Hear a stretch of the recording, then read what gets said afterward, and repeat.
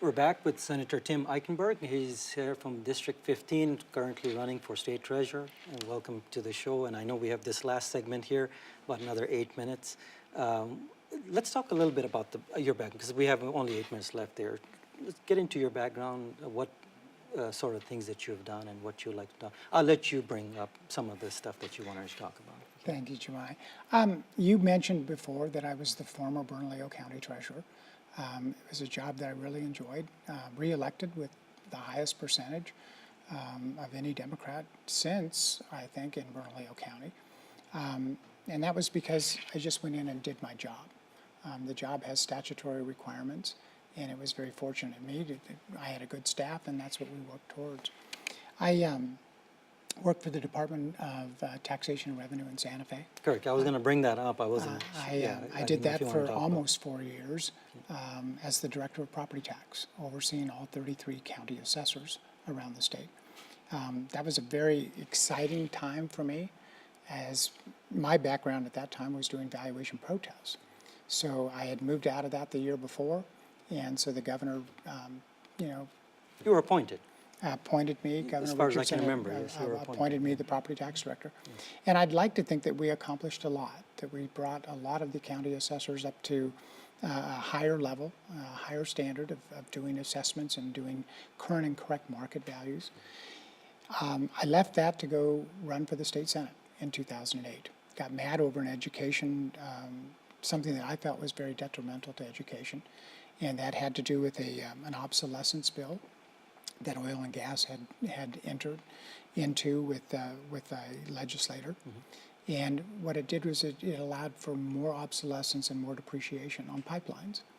I didn't think that was fair at the time. We already have a floor of 12%, and they wanted to be able to reduce that further. And that has a direct impact on our schools through the property tax system. Correct. Yeah. And so that's a lot of the revenue comes in from so there. that's why I ran for the state senate. So that thing kind of bugs you. And this is right when you were in taxation revenue? It was when I was in taxation revenue, so I had to give up my job. I resigned my position in October, and then and ran for the state senate. I resigned my job in October of 2007, and then was on the June 2008 primary ballot, and then the November election against the incumbent Republican at that time. And I was successful in that, and introduced a couple of those tax lightning bills to prevent our homeowners from seeing huge tax increases after the purchase. They were never successful, unfortunately, and then they were challenged in the court, and it was... was there a specific legislation you worked on regarding? Well, it was tax lightning. I Okay, did that with my Republican realtor also. Mm-hmm. So the two of us had introduced legislation to prevent tax lightning in the Bernalillo County area, but then it would have gone statewide had it passed our New Mexico legislature. We got it through the House and the Senate. We just didn't have time to get to a committee to work out the differences before we adjourned for the year. Mark Boyatano was the senator at the time. He's no longer up there, but we worked hard to get those through to protect taxpayers. I think Tim Jennings and did Tim work with you on that? No, the other senator that was also a Republican out of Farmington, it was Stephen Novell. Okay. And he was an appraiser. So we had a realtor, we had an appraiser, I'm a realtor, and so we felt that helped. And it also would help stimulate the economy because we were in the recession and people were not purchasing homes because of the increase in tax bills. Correct. Yeah. Some of them would go up as, the taxes would double, in some cases triple. We're not as high as the other states, though, right? Like Texas is extremely high. Yes, but Texas doesn't pay an income tax, Correct, and yet New Mexico does. Exactly, yeah. And then my last little bit of experience, I actually work with the local government investment pool of the state treasurer's office as an AMAFCA director, because we invest our proceeds in the local government investment pool.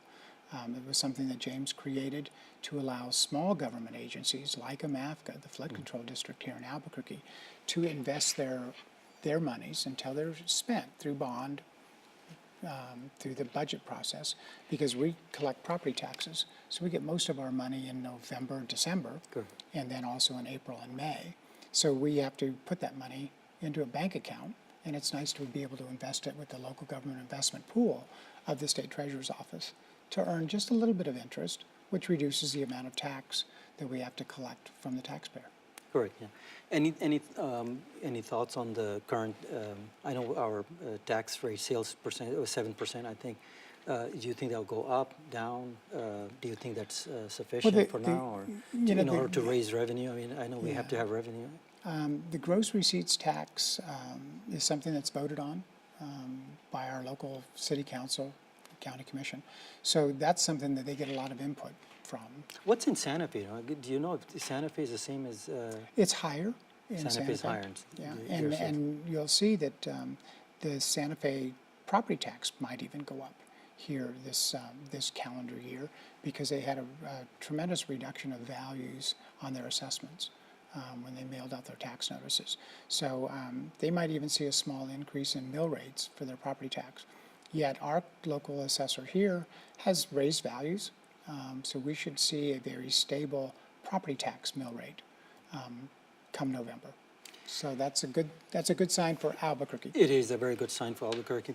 We have a couple of minutes left. Tell me a little bit about your family. That way people know your family members and stuff. If you'd like to talk about your any.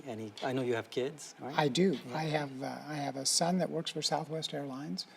He's been with them 10 years. And you're a realtor, right? I am a realtor. You're currently practicing. I have a real estate license. I have a GB 98. I'm also a licensed general contractor. And I'm a certified state appraiser with the Property Tax Division in Santa Fe. But I've got a daughter that's a social worker. I got her master's degree from New Mexico State University in social work. And a son, again, that works for Southwest Airlines. So he's flying all over the country. So he gives you enjoys first-hand news from all over the country. He enjoys right? his flying. Yes, I believe it. And then my put a plug in for my darling wife. She owns a quilt shop in Corrales called Quilt Soleil. And we've been married 34 years, and 2 wonderful children and 2 dogs, Daisy and Bailey. Daisy and Bailey, okay. All right, we're almost out of time there. We're going to bring you back, come back as state treasurer. I would just like as good that. a chance as I anyone hope else. that goes from your lips to God's ear. Yes, sir. We'll love to have you back, and it was really nice to have you here. And Thank you. Thank you, Jemai, for inviting me. Thank you. Thank you. We're out of time. We'll see you next time on LNG, Local, National, Global. Thank you for watching.